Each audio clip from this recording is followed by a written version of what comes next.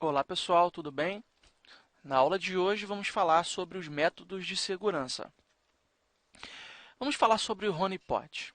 O honeypot, ou pote de mel, é um ambiente computacional destinado a ser atacado. Nesses ambientes, buscam-se informações sobre o atacante com a finalidade de catalogar essas informações. Essas informações, depois de estudadas, servirão para prevenir ataques similares.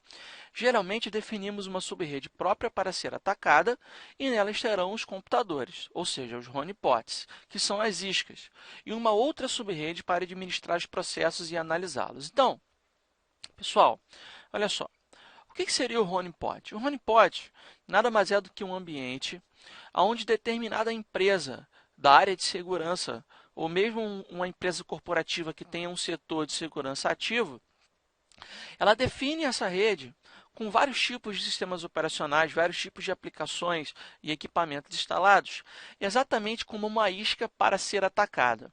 Então, o honeypot é uma máquina que pode ser um servidor ou pode ser um cliente. E esse servidor ou esse cliente, ele de fato existe para ser atacado. E aí, todo ataque ele gera uma consequência, e a partir do tipo de ataque e da consequência que foi gerada, é possível criar ferramentas de hardware ou de software que irão prevenir um determinado tipo de ataque que tem as mesmas características do ataque que foi monitorado através de honeypot. Então, é uma técnica de defesa eficaz, inclusive muito utilizada no mundo todo pelas empresas que fabricam IDS, IPS e antivírus.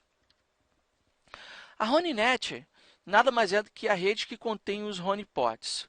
É uma rede que foi projetada para ser atacada e não se pode permitir que a RoniNet seja utilizada como base de ataque, ou seja, ela é feita justamente para ser atacada e não para atacar.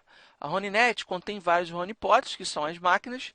Ao projetar uma RoniNet, nós podemos utilizar computadores com sistemas e aplicações diversificadas. Então é interessante analisar que a base de ataque que é feita para ambientes Microsoft é diferente do ataque feito para ambientes como, por exemplo, do macOS ou Linux.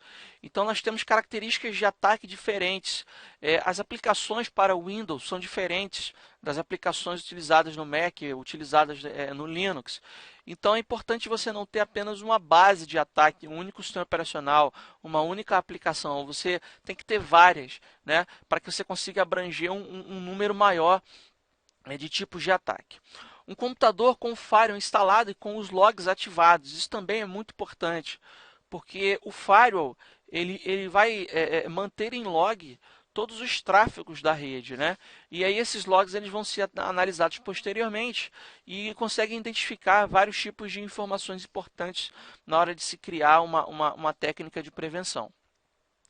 É importante ter um computador com o IDS ativado. Ainda vamos falar daqui a pouco sobre o IDS, mas o IDS é uma ferramenta passiva que serve para identificar determinados tipos de ataque e a partir dessa identificação ele gera também logs e avisos ao sistema com relação aos ataques que foram efetuados.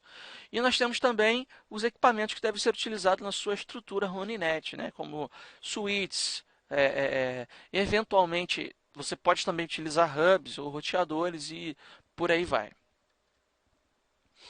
Além de alguns equipamentos de rede que você vai utilizar, sejam eles de hardware ou software, que já discutimos anteriormente, vamos falar ainda sobre algumas outras questões que também devem ser analisadas quando se faz todo um enredo, né, de análise de segurança na nossa rede. Primeiro é o filtro de conteúdo. Uma das maneiras de projetar uma rede ou impedir que os usuários acessem conteúdos indevidos é utilizar um filtro. Então é importante que você tenha um filtro de saída de forma que os usuários da sua rede eles não possam acessar determinados tipos de conteúdo. Então é possível filtrar e-mails, sites, é possível filtrar palavras, arquivos anexos, conteúdos indesejados e muito mais.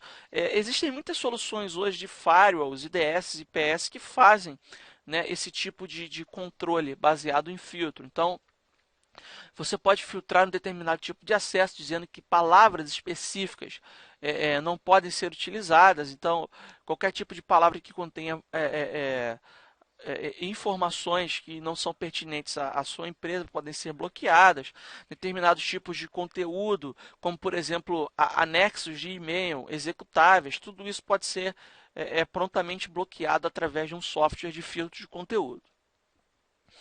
Identificação de assinatura. Muito bem, pessoal, muitos vírus, né, muitos tipos de arquivos indesejados, eles têm uma identificação própria, que é uma assinatura. A partir dessa assinatura, os softwares, como por exemplo os antivírus ou firewalls, eles fazem um bloqueio desses arquivos a partir da sua assinatura. Então é feito um processo bem simples. Uma informação passa por uma porta, o firewall instalado ou o antivírus, ele analisa aquela informação e estabelece uma técnica de comparação com a sua base de assinaturas. Se porventura esse pacote contiver um arquivo com uma assinatura que bate com a base de dados do seu antivírus, ele vai identificar um determinado tipo de vírus e vai bloquear esse pacote de passar pela sua interface. O IDS é uma poderosa ferramenta de segurança que detecta diversas táticas de invasão de sistemas, o que inclui acesso não autorizado, ataques aos recursos da rede, serviços e aplicações, além de reconhecer as práticas de invasão de vírus, worms e trojans. No entanto, o IDS apenas identifica e reporta, né? Então ele não toma nenhuma ação corretiva, ele apenas identifica. E é por isso que é importante nós termos uma ferramenta não somente de IDS, como também de IPS. O IPS ele é o agente ativo do IDS. Ele oferece vigilância em tempo real e previne a rede dos ataques maliciosos, o que monitora o tráfego, né? E descarta pacotes impróprios à rede e até desativa também interfaces, dependendo do tipo de ferramenta de IPS que você está utilizando. Então, existem os IDS e IPS que são baseados em comportamento. Eles definem a forma com que irão defender a rede de acordo com o comportamento da rede. As características de funcionamento da rede vão definir baseadas em uma mudança na rotina da rede, né? E aí, baseando-se nessas definições que são configuradas de rotina, o IDS e o IPS vai tomar uma medida também baseada no tipo de configuração que for feito, né? A capacidade de itens que você pode monitorar, e isso também varia de acordo com o tipo de solução de IDS e IPS que você contrata e instala na sua rede.